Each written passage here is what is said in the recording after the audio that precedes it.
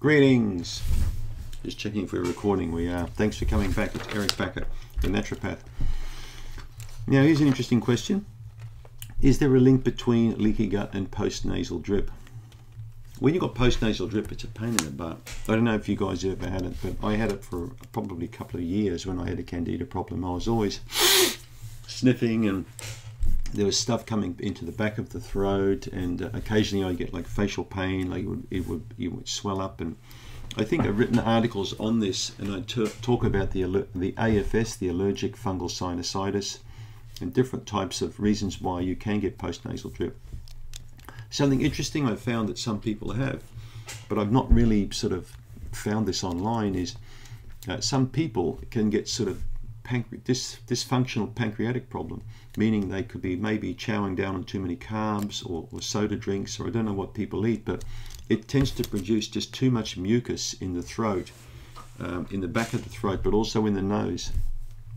So I found that with many people have told me that after, binging on pizzas or too much bread or lots of donuts or things like that, they wake up in the morning and they're all blocked up and they're all clogged up, and because just too much mucus production, because people aren't breaking those carbs down sufficiently. This is quite common, and this can stimulate the postnasal drip, because infection can set in. Wherever you've got too much mucus, it's a breeding ground for bacteria, and also yeasts. Yeast can thrive in that mucin-rich environment as well, and that can cause massive facial pain, postnasal drip, and all kinds of problems. Digestive enzymes help people a lot with postnasal drip, so that could be something you could be looking at. CanXida Restore, which I make, containing enzymes and probiotics, is a really nice product for postnasal drip, this one here. So remember, if there's gunge and problems up here, of course it's going to affect stuff down there, okay? Whatever happens high up affects stuff lower down. It's called, I think it's called gravity. I don't know what you call it in the body, but it just makes sense for me. So many people who've got issues with too much mucus, especially ear, nose or throat problems, can eventually start really affecting that gut, because they're swallowing and they're coughing and they're not chewing properly, and so you're going to get all sorts of dysfunctions occurring there. I really would see there being a link between those two things.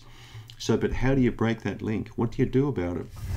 Well, you need to find the cause for this. If you've got postnasal drip, okay, there's a chance that you could have a fungal problem in there, in the maxillary sinus, in the ethmoid sinus, or because the face is quite hollow, and it's a really good breeding ground for all kinds of bugs in those sinus cavities.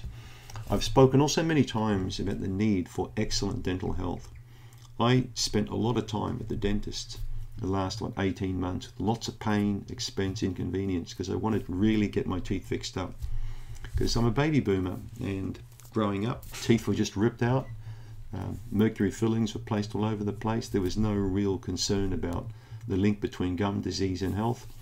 It's one of the best kept secrets, is having outstanding dental health, because it really, really will make sure that it's much harder for viruses, bacteria and fungi to penetrate inside that sinus cavity, creating this postnasal drip. You really don't want a postnasal problem. You want to be able to smell and breathe and have that clear passage of air coming through uninterrupted.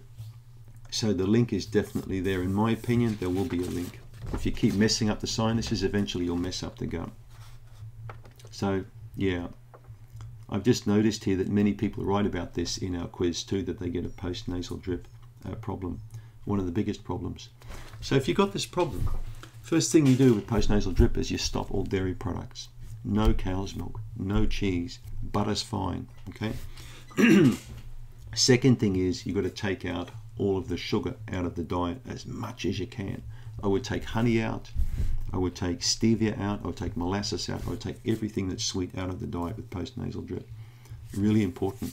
And I'd recommend you go more into fresh vegetables and salads and lean meats and tons of this stuff, lots of that.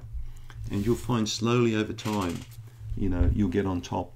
Especially intelligent if you did a stool assessment or a gut assessment, working through a functional practitioner to see what's going on in here, how leaky the gut is, what the bacteria levels like, the imbalances.